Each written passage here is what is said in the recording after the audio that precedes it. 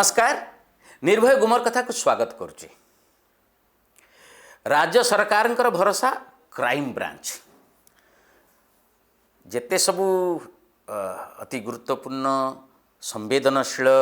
जोटी राजनैतिक नेता फसबार अच्छी से तदंत भार तुरंत सरकार दे दियंती क्राइम ब्रांच को जहाँ हुए आपण माने जानती। केंद्र सरकार भरोसा सीबीआई वर्ष वर्ष धरिकी चली थाए कौन हुए के जाने, किंतु जनता भरोसा तांको कथा पचारे किए। एबे आमे एमिति प्रसंग को आसीबा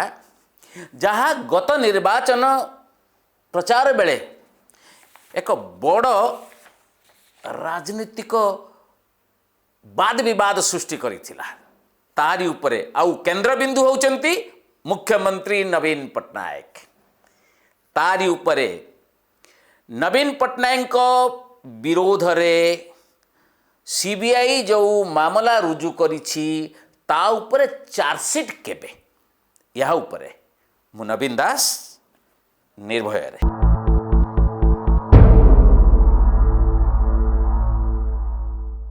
एबे देखिथिबे जे पूर्वतन केंद्र कोयला मंत्री दिलीप राय ब्रह्मडिया कोयला खनि आवंटन मामला रे दोषी साब्यस्त होइछंती। तांको सहित कोयला मंत्रणालयर दुई जन पूर्वतन अधिकारी मध्य दोषी साब्यस्त होइछंती एवं अन्य जो कंपनी र प्रतिनिधि सेमानंकु मध्य दोषी साब्यस्त करिसेंती सीबीआई कोर्ट तल कोर्ट एवं आसंता 14 तारीख दिन दंडादेश घोषित हेब। दिलीप राय बिजु जनता दलर मंत्री भावे एनडीए सरकार माने वाजपेयी सरकार अमल रे थिले कोयला मंत्री। से जो कंपनी को देइथिले ताला कास्ट्रन टेक्नोलॉजी, से कंपनीटा होथिला पीके अग्रवाल बुली जने बीजेपी सांसदंकर। से बहुत पोखत भारतीय जनता पार्टी नेता तांको कंपनी को ये देइथिले एवं सेथि पई स्क्रीनिंग कमिटी देइथिला न देइथिला वर्तमान जेहेतु से दोषी साब्यस्त हेई सारिचंती आमे आउ ता ऊपर पुंखानुपुंख अनुशीलन बा तर्जमा करिवार आवश्यकता नाही। बिजु जनता दलर जने मंत्री भारतीय जनता पार्टीर सांसदंक कंपनी को ब्रह्मडिया कोयला खनि देई वर्तमान सीबीआई कोर्ट द्वारा दंडित होइछंती। एबे कौन दंड शुणुछंती अदालत ता उपरे समस्त नजर रही। किंतु दिलीप का ठारू आहुरी सांघातिक काम करिथिले दिलीप का परे जे कोयला मंत्री हेइथिले से आउ कई नुहंती खोद बा स्वयं नवीन पट्टनायक। दिलीप बाबू कोयला मंत्रालय रु गले इस्पात मंत्रालय को एवं कोयला खनि मिसिकिरी जो मंत्रालय हैला ता दायित्व रे रहिले नवीन बाबू। एवं नवीन बाबू जो समय कोयला मंत्री थिले सही समय रे गोटे खनि, से खनिटा हेउची टेक्ली जिना बेलोरा महाराष्ट्र एई खनि को से सेंट्रल कोलियारीज बोली गोटे कंपनी को देदेले। आश्चर्य हेबे जो सेंट्रल कोलियारीज सेते बेले पंजीकृत हेई नथिला कंपनी भावे, अथच गोटे भूत कंपनी को आमे जहाँ कहूँ भूत कंपनी को नवीन बाबू देइचंती। ता परवर्ष अवश्य से कंपनीटी पंजीकृत हैला। यार जे मालिक एडीजी डागा जेतेबेले ये कोयला मंत्री थिले गोटे अभियोग आसिला जे एडीजी डागा नवीन बाबू को भेटिबा परे ये कोयला खनिटी माने टेक्ली जेना बेलोरा कोयला खनिटी ब्लॉकटी से कंपनी को दबापाई लिखिदेले नवीन बाबू। ये है अभियोग। चुपचाप थिले सबू कि जितेबाला सुप्रीम कोर्ट से गोटे निर्देश देले जे 1993 रु 2010 यूपीए सरकार अमल कथा मु कहूँ जो सबू माने 93 रु 2010 से वाजपेयी सरकार अच्छी ता पूर्वर नरसिंह राव सरकार थिला जे आउ जो सब मझे गोलिया घंटा सरकार अच्छी तारी भितरे जो सबू कोल ब्लॉक आवंटित होईछि सेतिरे जहाँ सबू दुर्नीति करा जाईछि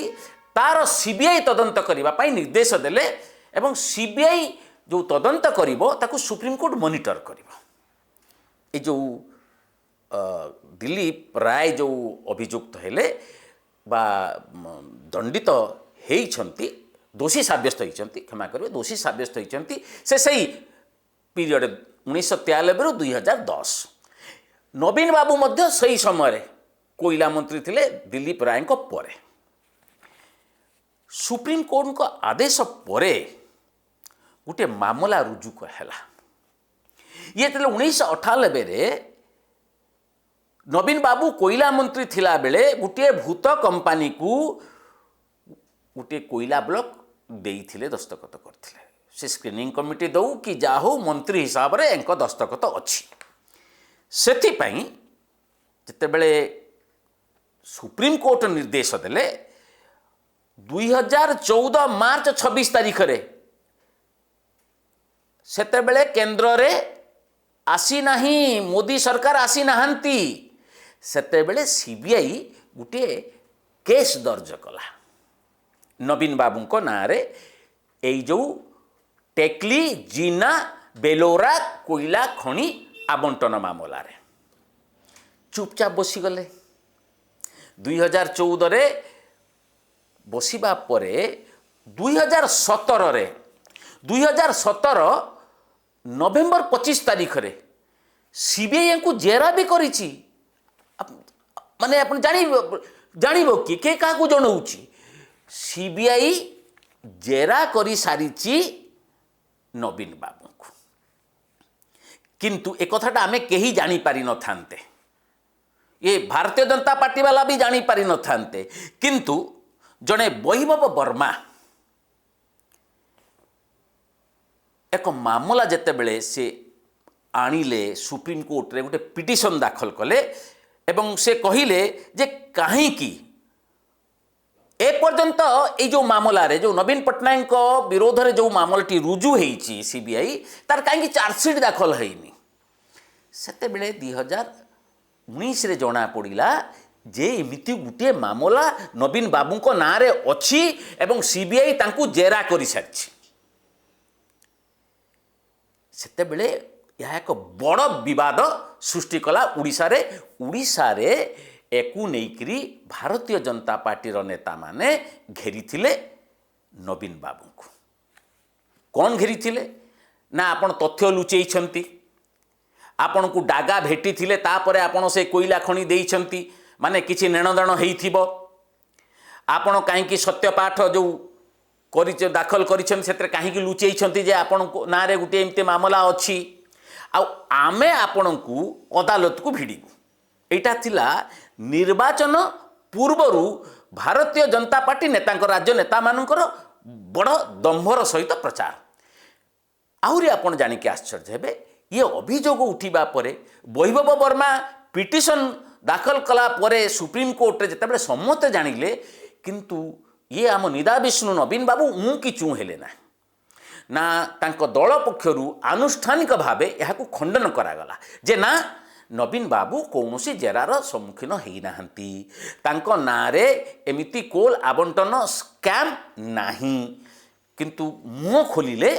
पिनाकी मिश्र से सीनियर एडवोकेट से तो सर्वज्ञता से कहिले ये तो बहुत पुराना कथा माने यार अर्थ है पुराना जदि मामला हो ताले तार गुरुत्व पड़ेब तांको पूर्वरु जे ब्रह्मडिया कोयला खणी देइथिले कास्टन कंपनी को सी से पुराणा कंपनी को एते पुराणा मामला है